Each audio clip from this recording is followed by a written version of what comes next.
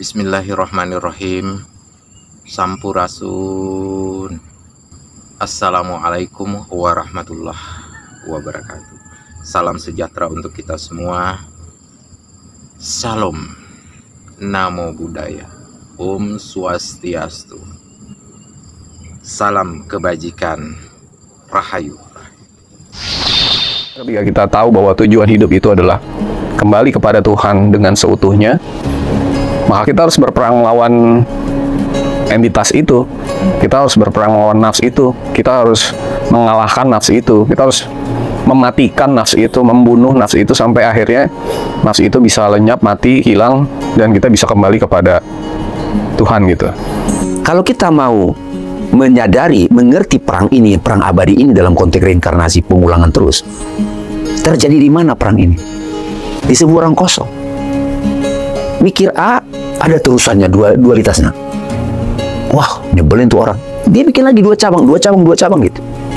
Jadi ruang kosong inilah yang disebut, kalau dalam cerita Krishna itu, Bhagavad Gita, itu justru diwejangkan oleh Krishna ke Arjuna dalam situasi perang. Jadi perang ini saya ingin sampaikan, ini pasti terjadi pada semua orang. Tapi pada saat dia tidak menyadari perang ini dan tidak menyadari tempatnya dan tidak menyadari sisi diri kita yang bisa mengamati entitas yang berperang, dia akan terus reincarnate, berulang terus kan. Ya, untuk bisa diantar ke kekosongan itu pakai perantara napas dulu deh. Napas itu ada tapi kayak nggak ada bentuknya gitu. Iya nggak, Kang? Ya. Dia ada tapi nggak ada bentuknya. Tanpa dia nggak hidup kita. Kalau ku serah diri hanya berteman sepi dan angin malam,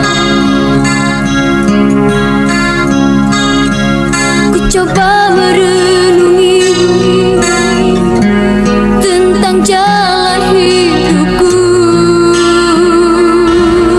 Jauh ku dengar lagu di keheningan malam, aku sendiri.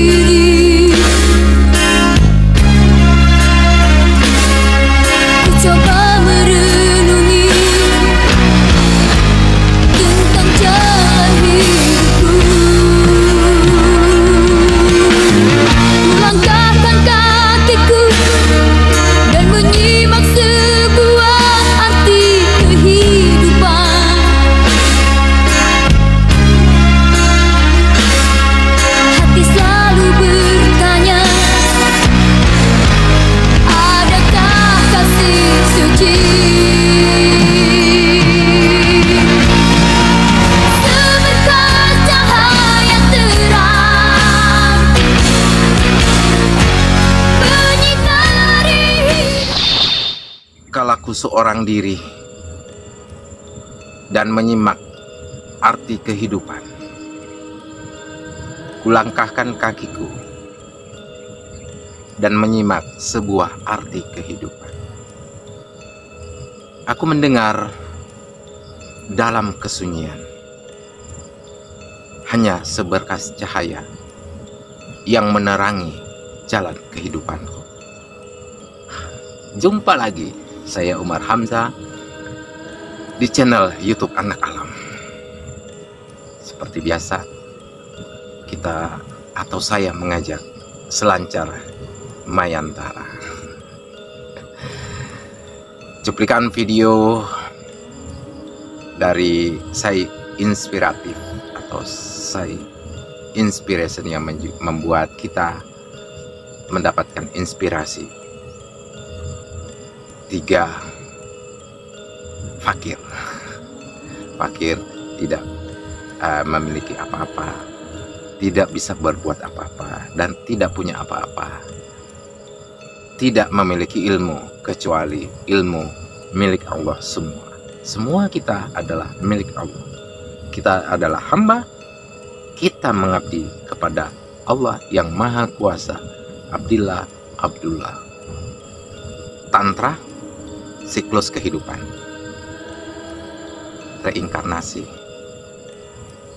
untuk mengemban sebuah tugas di muka bumi, memayu Hayuning Bawono, memperindah jagat raya, mempercantik jagat raya.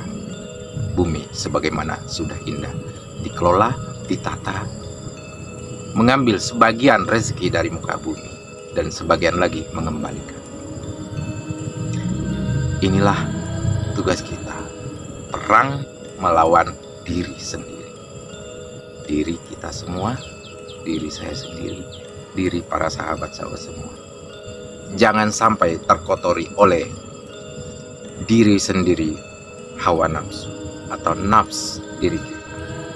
Karena nafs itulah yang menjadikan kita, jiwa kita terpenjara dalam kehidupan, baik di muka bumi yang nyata maupun di alam lainnya, tidak sampai kepada Sang Halik Allah Subhanahu wa Ta'ala. Tantra siklus kehidupan adalah gerakan politik reinkarnasi untuk bertugas di muka bumi, yaitu perang melawan diri sendiri. Nah, apa itu perang melawan diri sendiri? Yaitu nafs yang di dalam diri kita. Kita di sini ada 9 ruh, ya, 9 ruh, yaitu Nurullah, ya. Kemudian Nur Muhammad, Ruh Suci atau Ruhul Kudus, Ruh Nurani atau Kolbu, bertahta di kalbu, Ruh Tanah, ini Ruh Tanah, Ruh Air, Ruh Udara, Ruh Api, dan Ruh Eter atau hampa alias kosong. Nah, ini jadi nanti di dalam pembahasan 3 fakir itu membahas tentang kosong. Kosong itu siapa? Yaitu diri kita, adalah kita fakir. Kemudian ada juga kosong yang tak terhingga. Kosong disebut isi, isi adalah kosong. Nah, kosong itulah yang melingkupi. Kita selaku hamba adalah kosong. Satu adalah Allah yang Maha Kuasa, yang Maha Esa, lagi Maha Tunggal. Kita kembali, kita tidak punya apa-apa, yang melingkupi satu kepada kosong, berputar bagaikan angka 8, siklus kehidupan. Di video saya sebelumnya sudah membahas tentang siklus kehidupan, tentang hubungan laki-laki dan perempuan, suami istri yang akan melahirkan generasi yang disebut anak. Dari anak yang beranak pinak kemudian disebutlah sebagai suku-suku, bangsa-bangsa, dan menjadikan sebuah negara. Ya, itu sekarang yang kita berpijak ini adalah di wilayah namanya Indonesia atau negara Indonesia yang terbentuk 18 Agustus 1945 dan didahului melalui proklamasi 17 Agustus 1945. Oleh karena itu, seperti biasa, kita saksikan dulu video atau diskusi dari 3 fakir tersebut berikut. Masih bersama saya Abu, Dame, dan Sony. Oke, Kita seperti biasa bukan mau meyakinkan sesuatu, tapi mudah-mudahan ada pemikiran-pemikiran, ada ide-ide yang mungkin akan ada perspektif yang berbeda.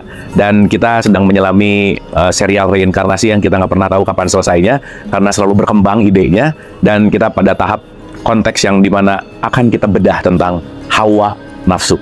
Karena kalau kita lebih menyadari lagi bahwa sebenarnya kan musuh paling besar itu diri sendiri, dan itu kaitannya sama hawa nafsu. Nah, seperti apa sih perang melawan hawa nafsu ini?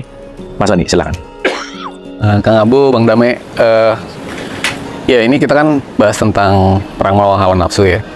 Seperti kita saya nggak usah ulang di episode sebelumnya bahwa intinya nafsu itu adalah diri, entitas, di mana roh kita tuh ada di dalam botol, itulah nafsu ya. Jadi ketika kita bicara bahwa nafsu itu adalah botol itu, atau ego, atau diri, atau keterpisahan kita dengan Tuhan, maka sebenarnya ketika kita tahu bahwa tujuan hidup itu adalah kembali kepada Tuhan dengan seutuhnya, maka kita harus berperang melawan entitas itu.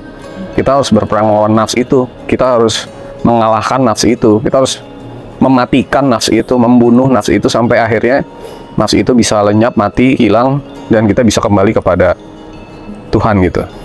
Nah, ini sebenarnya kalau kita lihat di Quran itu banyak banget ajakan perintah untuk berperang gitu. Di surat 9, di surat 8, di surat misalnya 2 ayat 216. Ya. Meskipun kamu tidak menyukainya, tapi berperanglah di jalan Allah gitu. Berperang di jalan Allah itu bukan ngangkat senjata. Ya. Bukan memerangi orang lain gitu, tapi memerangi diri sendiri, memerangi nafs. Jadi ajaran Islam tidak pernah mengenal untuk kita melukai orang lain gitu. Jadi pertama kali ada ajaran untuk berperang, surat 9 ya. Lalu kemudian ada perintah untuk membunuh diri gitu. Ya. Misalnya di surat 2 ayat 44 atau di surat 4 ayat 66. 466. Ya. Keluarlah dari kampungmu dan bunuhlah dirimu. Jadi di situ bukan disuruh untuk bunuh diri gitu sebenarnya. Dalam arti membunuh fisik, tapi membunuh entitas itu gitu. Membunuh nafs itu gitu, sehingga bisa lebur, larut, dan luruh dan kembali kepada Tuhan gitu. Nah, jadi Nabi Muhammad itu di dalam hidupnya dia mencontohkan untuk berperang gitu. Perang Uhud, perang Badar, perang Khandaq, perang macam-macam itu sebenarnya dia berperang selama dalam hal membela diri, dia tidak pernah menyerang. Tetapi itu mencontohkan bahwa seperti kata-kata dia setelah perang Badar ini perang yang kecil gitu. Ada perang yang besar, yaitu perang melawan nafsu, perang melawan dirimu sendiri gitu. Perang melawan entitas botol itu.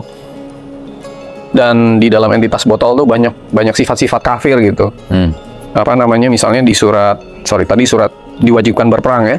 Surat 2 ayat 216, surat 4 ayat 77, 4 ayat 84, 4 ayat 95, kita diwajibkan untuk berperang. Memerangi apa?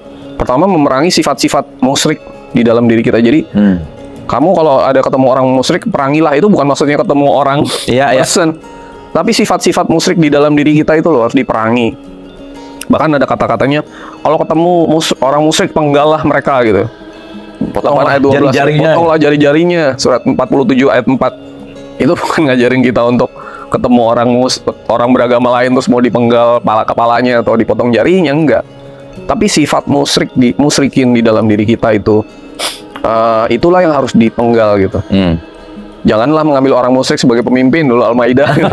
Nah itu ya, pernah kewas tuh. Ya, itu maksudnya di dalam diri kita jangan sifat musyrik jadi pemimpin gitu, maksudnya gitu. Jadi ini karena setiap kita itu sedang dalam posisi berperang sebenarnya.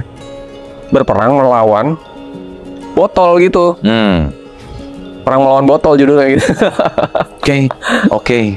Sehingga kita bisa mematikan botol itu, membunuh botol itu gitu. Bunuhlah nafsmu gitu. Surat Al-Baqarah 44 kan? Atau 4 ayat 60, An-Nisa 466. Bunuhlah nafsmu, bukan berarti bunuh, karena di surat yang lain misalnya 4 ayat 29 membunuh diri itu nggak boleh gitu. Atau di surat 5 ayat 32, barang siapa membunuh tanpa alasan wajar seperti membunuh semuanya manusia gitu. Jadi nggak boleh membunuh orang itu. Tapi yang diperintahkan membunuh nafs gitu, membunuh entitas botol. Nah, peperangan ini peperangan yang epik banget sih sebenarnya. Kalau dibilang dibandingin perang nuklir, ini perang lebih berat dibandingin perang apapun, karena that's exactly apa esensi dari hidup ini gitu. Sampai kita bisa mengalahkan, mematikan, membunuh, meniadakan, melenyapkan nafsu kita gitu. Baru kita bisa kembali kepada Tuhan. Jadi perang melawan nafsu itu tentang bagaimana kita bisa menyadari siapa musuh kita. Musuh kita bukan orang lain atau orang beragama lain atau kelompok lain gitu. Bukan orang yang berbeda agama, berbeda kelompok, berbeda suku, berbeda apapun, ideologi apapun, itu bukan musuh kita gitu. Musuh kita ya nafsu kita sendiri. Yang PR banget ini selama hidup, berepetisi, berulang-ulang, harus dikalahkan gitu. Memang jadi kita harus tahu siapa musuh kita. Kita harus tahu siapa diri kita yang sejati, yang saat ini merindukan untuk kembali kepada Tuhan. Baru kita bisa tahu cara mengalahkan nafsu itu. Itu kalau kata Sun Tzu tuh, Siapa yang tidak kenal dirinya dan tidak kenal musuhnya, dia akan lose in every battle gitu. Ya, ya, yes. Siapa yang kenal dirinya, nggak kenal musuhnya, dia akan kadang-kadang menang, kadang-kadang kalah. Tapi siapa yang kenal dirinya dan musuhnya, dia akan win every battle gitu. Jadi memenangkan setiap pertempuran gitu. Jadi kalau di bahasa Inggris ada battle, ada war. Kadang-kadang kita boleh kalah di 1-2 battle gitu, tapi jangan sampai kalah dalam war gitu. War itu keseluruhan. Keseluruhan. Series of battle itu namanya war gitu. The end gitu. Akhirnya dia menang juga. Iya, jadi nggak boleh kalah dalam war. Dan ini yang disebut dengan berjihad gitu. Oke. Berjihad untuk melebur, meluruhkan, melarutkan nafs gitu. Jangan sampai nafsnya makin tebal gitu. Makin lama hidup, bukannya botolnya makin tipis, makin larut, makin luruh, makin lebur, egonya makin lebur gitu, tapi malah makin besar gitu. Di dalam peperangan melawan nafsu ini, kita tuh perlu tahu bahwa ada hal-hal yang menebalkan, ada hal-hal yang menipiskan, ada hal yang melarutkan, ada hal-hal yang meluruhkan gitu. Sebagaimana sebelumnya kita bahas bahwa mengapa sih si nafs ini menjadi botol? Karena dia mengambil sifat Tuhan yang tidak seharusnya gitu. Misalnya Al-Malik, dia mengambil mau jadi raja atas kerajaannya sendiri, itu nggak seharusnya. Setan itu juga roh Tuhan yang mengambil sifat yang nggak seharusnya kan. Apa sifat yang seharusnya diambil oleh roh Tuhan adalah Ar-Rahman dan Ar-Rahim gitu. Jadi love and compassion. Jadi sebenarnya di dalam botol itu harus kita isi dengan Ar-Rahman dan Ar-Rahim supaya botolnya makin lama makin tipis gitu. Jadi ini perangnya bagaimana kasih sayang melawan di luar itu gitu, kira-kira gitu judulnya. Mungkin terakhir ya, kita boleh kalah di dalam 1-2 battle, tetapi nggak boleh kalah di dalam peperangan ini. Sebagaimana di surat 30 ayat 1-3, arum. Rum itu artinya nafsu juga. Jadi nggak lagi ngomong bangsa Romawi gitu. Jadi coba kamu boleh buka tuh surat 30 ayat 1-3 ya. 30 surat Ar-Rum 1-3. Alif Lam Mim, telah dikalahkan bangsa Romawi di negeri yang terdekat dan mereka sesudah dikalahkan itu akan menang.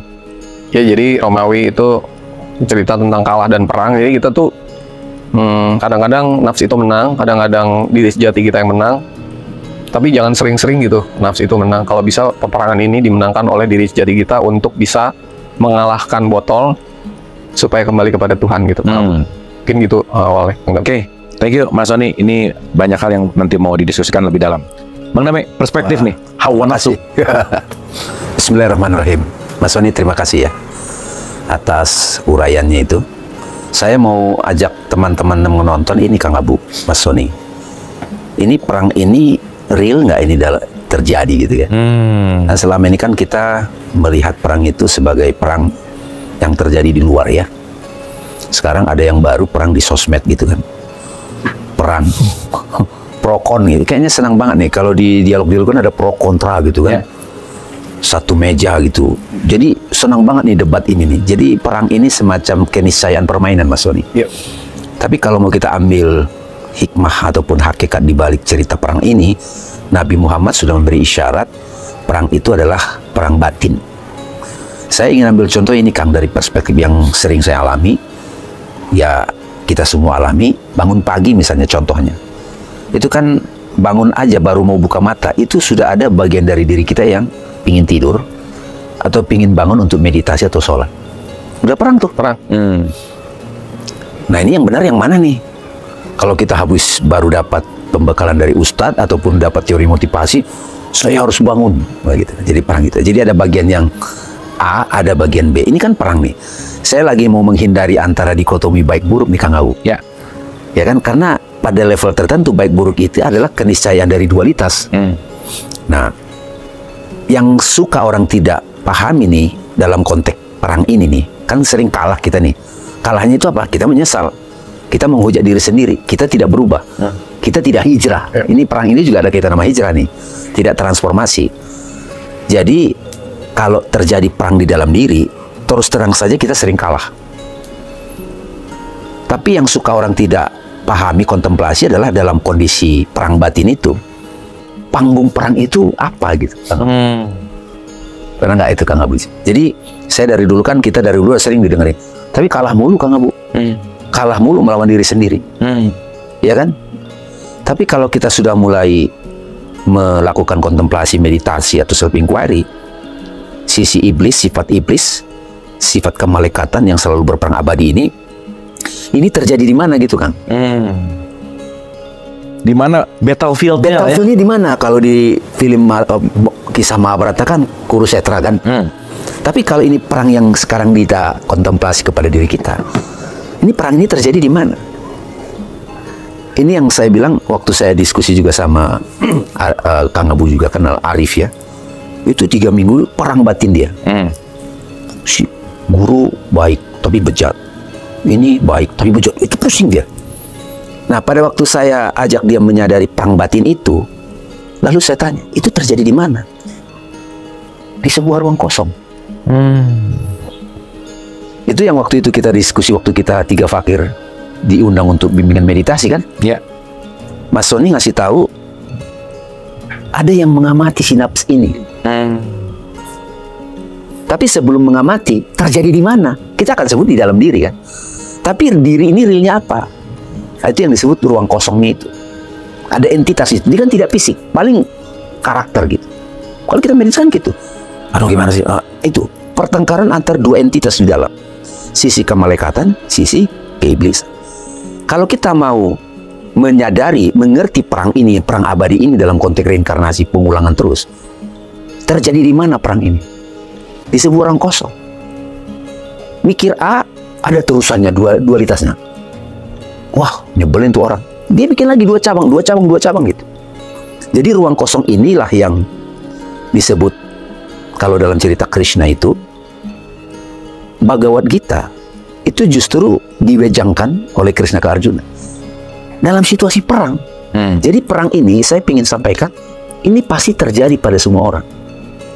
Tapi pada saat dia tidak menyadari perang ini dan tidak menyadari tempatnya dan tidak menyadari sisi diri kita yang bisa mengamati entitas yang berperang, dia akan terus reincarnate, berulang terus kan. Nah tadi kan sudah diurai sebelumnya kan, ini kita sedang berjalan.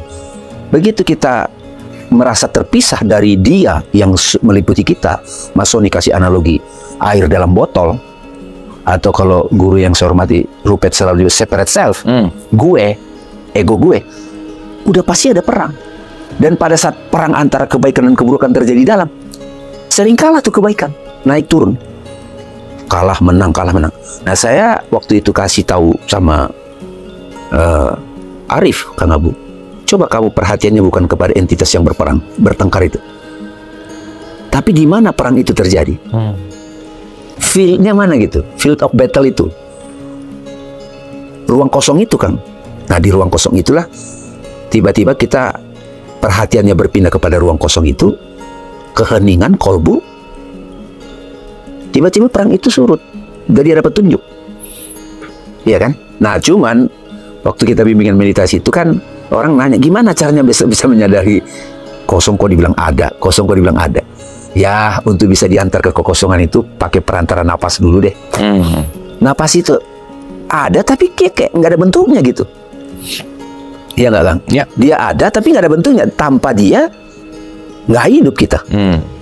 Pikiran ini kan juga dia hanya nggak bentuk solid. Kayak perang dalam imajinasi Kang. Istilah kita kalau lagi bercanda, perang dengan angin gitu loh. Kita kan kesal sama orang kan berantem di sini nih Kang. Kenapa sih dia begitu? Enggak, dia mestinya begini dong. Enggak, dia harus begini. Enggak, begini dong. Perang di dalam diri kita, ngoceh sendiri. Sementara orang yang kita sebelin tidur nyenyak. Nah, ini kalau disadari, maka pembahasan tentang perang melawan diri sendiri ini perang abadi memang.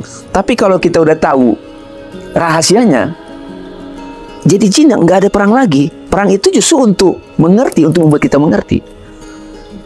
Gitu. Jadi terus terang belakangan Kang, setelah mulai belajar begini, ya berkurang banget tuh perang bangun pagi itu Kang. Karena memang tubuh kita punya nature-nya sendiri. Ya kan, dia juga butuh istirahat. Ya kalau saya misalnya kalah dalam battle itu, ya enggak apa-apa, saya periksa lagi, saya evaluasi diri lagi gitu. Gitu Kang. Jadi saya mau menekankan ada dalam diri kita perang 2 entitas, nafsu. Tadi Mas Sony nyebut diri sejati, tapi saya pakai terminologi malaikat dan iblis.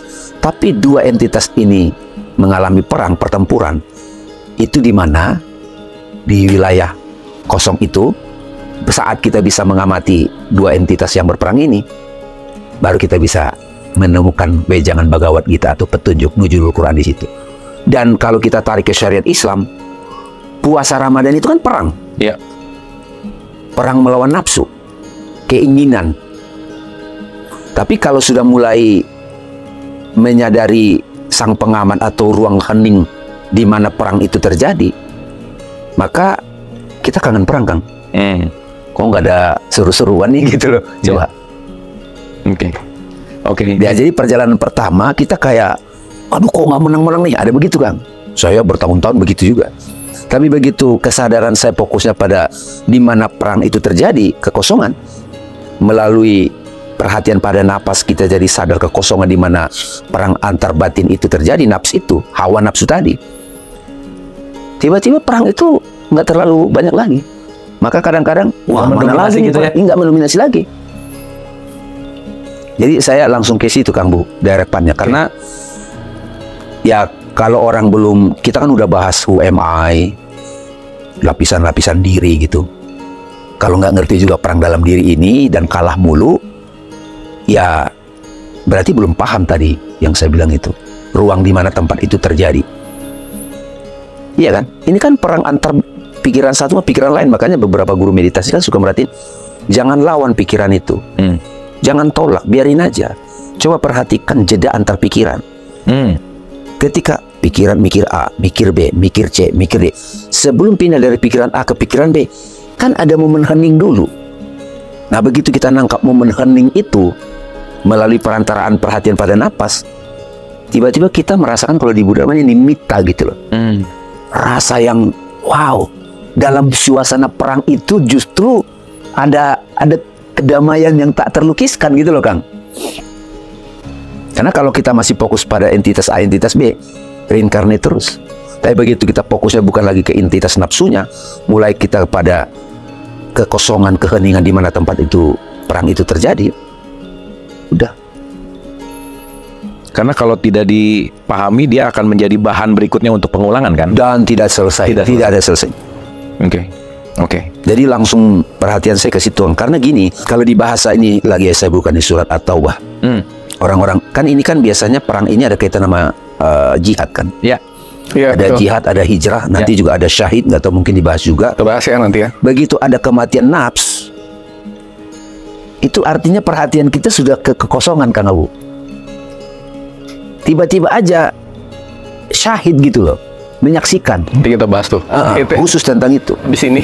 Tapi yang saya coba tekankan dari tadi itu adalah menyadari nggak nih sahabat-sahabat atau kita bahwa perang itu nyata banget di dalam diri kita. Mungkin saya tambahin ya, Bang Dame.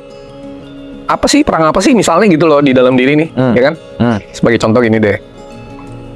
Allah selalu bilang surat 9 ayat surat 11, aku telah membeli harta dan dirimu untuk kutukar dengan surga gitu kan. Dan itu jihad. Jadi harta tuh apa? Harta tuh di luar.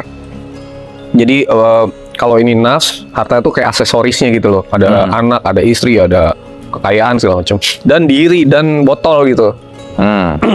Sebagai contoh harta.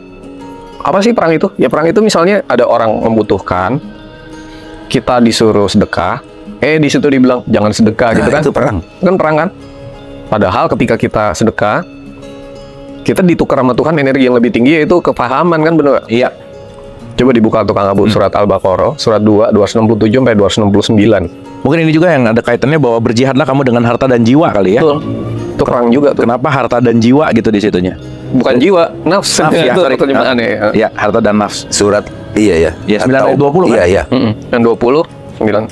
Hai orang-orang yang beriman, nafkahkanlah di jalan Allah sebagian dari hasil usahamu yang baik-baik dan sebagian dari apa yang kami keluarkan dari bumi untuk kamu. Dan janganlah kamu memilih yang buruk-buruk lalu kamu menafkahkannya daripadanya. Padahal kamu sendiri tidak mau mengambilnya melainkan dengan memicingkan mata terhadapnya. Dan ketahuilah bahwa Allah Maha Kaya lagi Maha Terpuji. Nah, ini perang kan? Terus? Setan menjanjikan kamu dengan kemiskinan. Nah, itu perang tuh. Takut miskin ya. Dan menyuruh kamu berbuat kejahatan. Sedang Allah menjadikan untukmu ampunan daripadanya dan karunia. Dan Allah Maha Luas lagi Maha Mengetahui. Allah menganugerahkan hikmah. Nah, itu kalau menang Oke. gitu. Kepada siapa yang dikehendakinya. Dan barang siapa yang dianugerahi hikmah, ia benar-benar telah dianugerahi karunia yang banyak. Dan hanya orang-orang yang berakalah yang dapat mengambil pelajaran. Ya kan jelas tuh perangnya. Yang satu bilang jangan, pelit. Yang satu bilang sedekah. Sedekah itu kan latihan untuk melebur ego kan sebenarnya. Melebur diri kan. Dimulai dengan harta dulu gitu. Jadi artinya, ya itu perang yang real setiap saat. Aduh, jangan deh, pelit deh. Ya deh gitu. Ada satu lagi perubahan sebenarnya, janji pingin berubah. Kan kalau berubah itu kan hijrah ya, transformasi. Ini juga masih kaitan nih, pas saya buka nih. Surat 9 ayat 20. Orang-orang yang beriman dan berhijrah serta berjihad di jalan Allah dengan harta dan nafs mereka, mereka adalah lebih tinggi derajatnya di sisi Allah. Mereka itulah orang-orang yang peroleh kemenangan. Tuhan menggembirakan mereka dengan memberikan rahmat, keridhaan, surga. Mereka memperoleh kemenangan yang kekal di dalamnya. Kalau diterusin, Itu satunya. mereka kekal di dalamnya selama-lamanya. Sungguh di sisi Allah terdapat pahala yang besar. Ini kalau saya pahami, wah gue mau berubah. Itu perang tuh besoknya tuh, udah pasti tuh. Kalau dibaca dari 9 ayat 19-nya, coba dari 19 ayat 19 ya. 19. Lebih menarik tuh. Nah, apakah Sama. yang memberi minuman kepada orang-orang yang mengerjakan haji Nah, dan mengurus Masjidil sama Haram, dengan- kamu samakan dengan orang yang beriman kepada Allah dan hari kemudian serta berjihad di jalan Allah. Iya. Mereka tidak sama di sisi Allah. Allah tidak memberikan petunjuk kepada orang-orang zalim. Nah, yang ngasih, yang ngurus Masjidil Haram aja lebih baik yang jihad, apalagi cuma haji doang sono gitu maksudnya. Pengurusnya aja gitu ya. Iya, ini keren. Itu Iya. Ini jadi kayak dia mau berubah gitu ya. Iya, Transformasi ya. iya, itu pasti ini yang saya bilang tadi. Gue mau berubah nih, kan habis dapat training gitu. Gue mau berubah. Besok begitu dia janji berubah, itu kan mau hijrah tuh. Udah, Nah. langsung perang besoknya itu. perang. Begitu dia mau berubah dan dia mau perang. Nah, ini menarik ya. Perhatikan kita lagi perang nih. Tahu-tahu berarti kan perang melawan nafsu nih. Iya, Nafsunya belum mati nih. Iya. Belum kalah. Tapi fisik kita udah kalah duluan. Itu namanya mati syahid. Nanti kita bahas ya episode berikutnya. Tapi begitu dia bilang, oke, saya mau berperang melawan nafsu untuk melebur ego, lalu saya mulai sedekah, mulai tidak mementingkan diri sendiri, melebur ego segala macam. Kan prosesnya panjang ya. Ya. Bisa nggak selesai 2-3 kali hidup loh. Iya. Tahu-tahu pas hidup dia mati. Expired lah ya. Expired badannya. Terus Tuhan apa? Coba buka surat 4 ayat 100. Kalau udah kelewatin itu ya oke, syahid ya. Udah on the track kali ya. 4 ayat 100 nih. Barang siapa berhijrah di jalan Allah, niscaya mereka mendapati di muka bumi ini tempat hijrah yang luas dan rezeki yang banyak. Barang siapa keluar dari rumahnya dengan maksud berhijrah kepada Allah dan Rasul-Nya, kemudian kematian menimpanya sebelum sampai ke tempat yang dituju, Ya. maka sungguh telah tetap pahalanya di sisi Allah, dan adalah Allah Maha Pengampun lagi Maha Penyayang. Betul. Jadi artinya ketika dia mati, sebelum nafsunya mati, tapi fisiknya udah mati, Allah kasih kesempatan hijrah lagi gitu. Itu namanya mati syahid. Hidup lagi gitu. Ya tapi mungkin ini kita bahas sesi berikutnya. Pasti. Gitu. Oke, poinnya semua adalah kembali ke diri gitu ya. Poinnya adalah kembali ke diri. Ini Jadi, peperangan semesta. Semua kita berarti perang nggak? perang tiap hari, iya. tiap saat. Nah, jadi semua kita artinya keluar dari. Nah, ini perlu dibahas gini Kang Abu. Seperti yang Kang Abu bilang waktu itu kan ke saya. Surat 4 ayat 66. Ya. Keluarlah kamu dari kampungmu dan Ya. bunuhlah dirimu. Ya. Keluar dari kampung kan artinya keluar dari comfort zone. Comfort kan? zone. Iya. Iya. Di surat 9 tuh kalau dibaca, kamu jangan duduk-duduk aja. Jangan nggak mau ikut perang gitu. Cuma menikmati hidup aja gitu. Ya. Nggak mau perang melawan nafsumu sendiri gitu. Keluar dong kamu dari kampungmu. Benar. Bunuhlah dirimu. Benar. Emang Quran ngajarin kita bunuh diri rame-rame kan enggak? Nanti jadi aliran bunuh diri nih. Iya, iya. Bukan maksudnya. Iya, iya. Keluar dari comfort zone, zona nyaman kamu sehari-hari.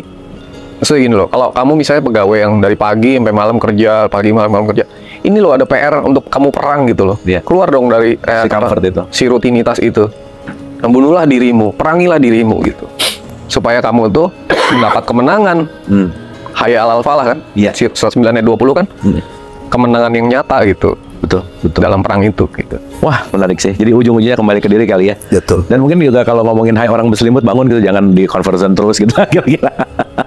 Oke, thank you Mas Sony, Bang Dame. Mudah-mudahan dengan menyadari tentang hawa nafsu itu ternyata nggak jauh-jauh keluar, dan ternyata itu adalah diri sendiri. Dan kalau kita bicara diri, mungkin sesederhana untuk kita bisa aplikasikan dalam keseharian.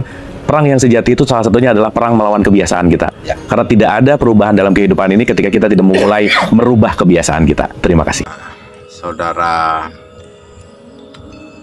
Sony mengatakan tadi itu bahwa kita harus melawan hawa nafsu, melawan nafs. Nafs itu letaknya di jiwa ya, karena nafs itu adalah keinginan. Nah, keinginan, kita ingin ini, kita ingin membeli sesuatu, kita ingin makan, lapar, kita ingin membeli sesuatu, membeli kendaraan, dan itu memang menjadi keinginan itu adalah sunnatullah atau yang disebut nafs itu adalah bagian dari diri kita. Nah, tadi yang saya sudah cerita tadi ada 9 ruh. Nah, ada ruh jiwa. Ruh jiwa ini bersemayam di dalam otak kecil, korteks ya, di belakang sini otak kecil. Dia bersemayam di situ, disebut jiwa, yang merupakan memori. Jadi memori dari otak kita yang besar di sini di kepala, dia ada batasannya di sini tengah, disebutlah otak kanan dan otak kiri ya, seperti itu. Jadi kalau menurut saya nafs itu atau nafsu itu tidak bisa dibunuh, ya kan? Kenapa tidak bisa dibunuh? Karena itu sudah bagian kelengkapan diri kita manusia di muka bumi yang melaksanakan tugas memayu hayuning bawono, artinya memperindah, mengelola bumi, tata kelola, ya kan, kita bekerja. Itu semua diinspirasinya dari jiwa sebagai memori. Nah, tidak bisa dibunuh. Yang bisa ditekan, memang perlu kita lawan, ditekan ya, ditekan, nggak bisa kita bunuh. Nah, contoh harus belajar lagi nih, memang harus belajar lagi memang bahwa ada kejadian di era Nabi Sulaiman ketika memohon kepada Allah bahwa sumber utama kerusakan di muka bumi yang sering kali membuat manusia menjadi jahat atau terjadinya kejahatan karena setan tadi atau karena iblis tadi yang bersemayam di jiwa kita, yaitu melalui ruh api. Nah, disitulah sebenarnya pengaruh-pengaruh setan atau iblis tadi itu mengalir dalam darah kita, ya kan, melalui bisikan dari jiwa. Nah, makanya dia sudah beberapa video saya itu sudah menerangkan tentang sang jin yang merupakan bawahan daripada setan dan iblis tadi itu nemplok di sini. Dia merangkul kita dari belakang, ya kan, kita panggul gitu kan. Nah, selalu membisikkan telinga kiri dan ke memori kita di jiwa. Dari jiwa atau otak kecil ini adalah memori, jiwa itu juga adalah memori. Artinya otak kecil itu bersemayam di dalamnya namanya jiwa. Makanya kalau otak kecil ini kebentur, ya kan, ada kerusakan sedikit, maka dia menjadi sakit jiwa. Nah, ya bisa gila juga. Nah, itu karena jiwa itu disebutlah namanya arwah. Nah, di video kemarin saya juga sebut tentang arwah. Ila arwahi. Nah, kalau mengirim ya berarti jiwanya yang kita kirim. Ila ruhi berarti ruhnya yang kita kirim. Nah, seperti itu. Ini pengulangan lagi, balik lagi. Nah, berkaitan dengan tadi jiwa harus membunuh nafs, ya tidak bisa, karena itu sudah pernah dilakukan Nabi Sulaiman. Itu tidak membunuh, hanya memenjarakan. Artinya nafs tadi nih, pengaruh daripada iblis setan tadi itu dipenjara selama 3 hari. Ya, apa yang terjadi? Nah, mungkin teman-teman bisa bahas tuh kisah Nabi Sulaiman, baca kisah Nabi Sulaiman itu di era itu memenjarakan namanya nafs tadi. Tidak ada yang menjadi inspirasi berangkat kerja, tidak ada yang jualan di pasar. Karena apa? Keinginannya tidak ada, iya kan? Nah, kalau keinginan tidak ada, ya bagaimana melaksanakan kewajiban kita di muka bumi ini yang diberi tugas Allah? Kan gitu. Nah, seperti itu. Jadi kewajiban kita adalah menekan. Makanya kalau sholat itu Allahu Akbar, menyerah kepada Allah yang Maha Kuasa. Sembari sini. Nah, yang kita tekan itu pusar. Di atas pusar ini kita tekan seperti ini ya. Nah, ini bisa lihat. Itu yang kita tekan, hawa nafsu, kedudukan, materi, dan segala macamnya kehidupan dunia kita harus tekan ya. Kemudian pusar ke bawah, kita harus tekan namanya hawa nafsu, syahwat ya, syahwat. Karena nafsu itu juga akan mengarah ke syahwat. Nah, tidak bisa lihat cantik ya kan. Orang baru berada sedikit pengen lihat, oh wih cantik nih, lebih indah nih rumput tetangga nih, cewek-cewek cantik tuh masih muda, seperti itu. Jadi itulah nafs. Jadi tidak bisa dimatikan, tidak bisa dibunuh, jelas ya. Jadi kurang tepat. Yang bisa ditekan, dilawan iya. Berperang terhadap hawa nafsu atau nafs itu sendiri, iya, kita harus berperang melawan setiap hari, setiap detik, setiap jam, setiap detik, setiap menit kita harus lawan. Karena itu keinginan. Kita melihat barang orang, wih enak nih, bagus nih, keinginan. Seperti itu. Jadi keinginan itu berdasarkan pula, ya kan, bisa menjadi kehendak Allah. Ketika Allah memberikan rezekinya kepada kita, bagian dari bumi ini, Allah meridhoi, maka terjadilah keinginan kita tuh melalui kehendaknya, nya besar, ya kan, nya besar, kehendaknya, yaitu Allah yang Maha Kuasa. Seperti itu. Jadi saya membahas ini untuk meluruskan kembali bahwa nafs tidak bisa dibunuh karena merupakan bagian dari di muka bumi. Ya, boleh dibunuh. Ya, semuanya juga harus terbunuh. Jadi sudah tidak ada kehidupan. Artinya siap kembali kepada Allah, yaitu dipanggil. Innalillahi wa inna ilaihi rajiun. Seperti itu. Nah, termasuk orang yang semedi, ya kan. Nah, ini masonnya juga sudah seringkali semedi, pernah sudah ini bahwa ketika semedi masih ada keterikatan duniawi dengan istrinya, akhirnya beliau melepas. Artinya kan tidak bisa kan keinginannya untuk berkomunikasi dengan istri, akhirnya tidak bisa kan. Artinya balik lagi, tidak bisa dibunuh keinginan itu atau nafsu itu, tidak bisa. Balik lagi, tidak bisa. Ya, bisanya hanya dilawan, ditekan. Karena itu bagian merupakan sunnatullah di muka bumi yang kita harus ini jalankan, memelihara bumi, berkebun, bertani, ya kan? Makan itu untuk hidup. Nah, kebanyakan orang yang tadi sudah ini dengan nafsunya, dikendalikan oleh nafsunya, adalah hidupnya hanya untuk makan. Maka terjadilah tipu menipu, ya kan? Ya korupsi karena nggak cukup, tidak cukup apa yang sudah dia punya, tidak ada rasa syukur. Itu.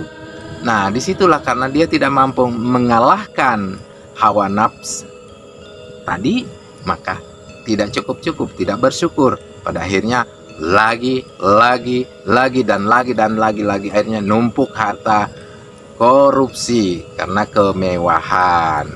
Nah, itulah jadi tadi perang melawan diri sendiri sekaligus perang melawan korupsi.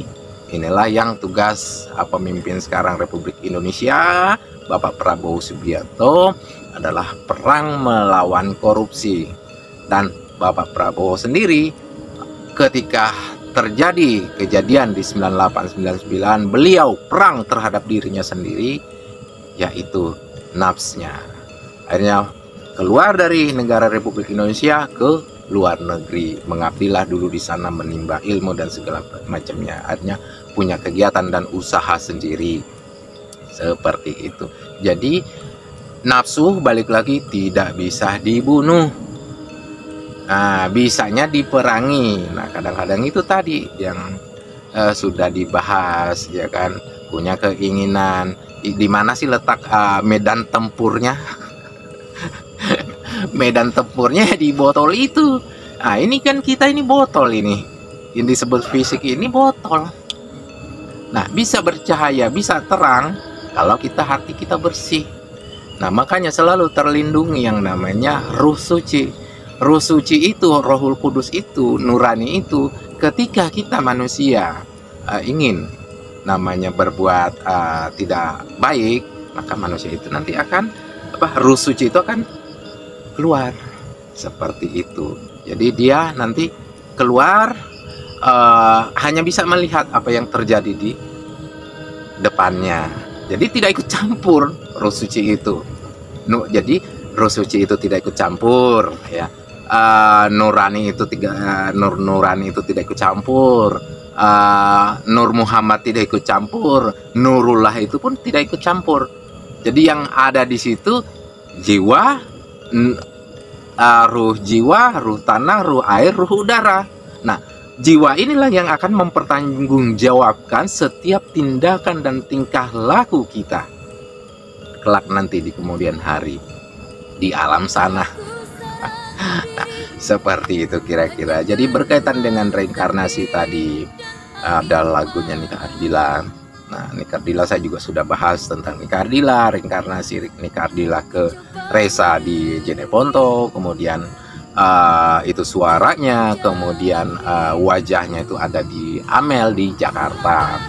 Nah, itu semua lahir, Amel lahir 2003, kemudian Resa lahir 2002, kemudian Nika Ardila lahir 1975. Nah, ada yang tidak terekspos, yang merupakan reinkarnasi leluhurnya dari Nika Ardila. Itu berdomisili di Semarang. Lahir 1970. Jadi namanya saya sebut Rani. Tinggal di Semarang. Mukanya sama Nika Ardila. Nah, saya bertemu itu dengan Rani ini di dunia maya juga. Salah satu room atau ruang yang namanya Dermaga Cinta. Itu dulu saya aktif di Camfrog ya, logonya kodok itu. Camfrog atau CF, mungkin yang tahu CF itu pasti tahu. Nah, itu aktif di situ. Kemudian saya ketemu semasa hidupnya ketemu Rani di Dermaga Cinta. Nah, lahir 1970. Tapi nasib dan takdirnya berbeda dengan Nika Ardila. Kalau Nika Ardila wajah dan suara, kalau Rani itu hanya wajah, suara tidak bisa. Jadi tidak bisa berdendang atau menyanyikan lagu, ya kan, seperti itu. Jadi inti daripada reinkarnasi itu ada. Jadi leluhur dahulunya Nika Ardila itu Nurullah yang dipendarkan kepada Nika Ardila, kemudian kepada Rani di Semarang yang lahir 1970. Itu sayangnya fotonya terhapus. Itu mirip sekali, mirip sekali. Jadi takdirnya hampir sama. Kalau Nika Ardila kecelakaan mobil, meninggal. Kalau Rani kecelakaan motor, aslinya disebutlah sama-sama kendaraan, satu roda 4, satu roda 2. Jadi Nika Ardila kendaraan roda 4, Rani kendaraan roda 2, meninggal di perbatasan Semarang ke arah Demak. Itu sampai saat ini saya di alam sana komunikasi dengan Rani, dan sebenarnya ini juga saya komunikasi dengan kembarannya Nika Ardila sendiri di alam sana. Apa itu kembarannya? Bukan Nika Ardilanya ya, artinya kembarannya itu ketika Nika Ardila masih dikandung ibunya atau di dalam rahim ibunya, ada namanya kakang kawah ari-ari. Jadi ari-arinya. Jadi selain di alam sana, selain dari jiwa ada tempatnya, ari-ari pun ada tempatnya. Itu disebutlah suci. Jadi selama ini saya banyak komunikasi dengan ari-ari di alam sana. Seperti itu. Ya, ini kembali lagi, percaya atau tidak percaya, yang semua para sahabat, semua para teman-teman, tapi saya telah menjalani. Artinya kembali lagi, menjalani kehidupan sebagai pengalaman hidup. Seperti itu. Jadi dulunya saya tidak mengerti dan tidak tahu. Setelah saya menjalani kehidupan spiritual seperti ini, nah inilah yang menjadi inspirasi buat saya. Nah, tadi Dinda Rani, Nika Ardila, suaranya Nika Ardila, dan wajahnya juga ada di Rani. Sama-sama memiliki wajah, tapi Rani tidak punya kemampuan suara. Hanya kegiatan Rani ini dahulunya semasa hidup di dunia ini menjalani tugasnya adalah hanya berdagang. Ya, karena diwarisi oleh orang tuanya usaha.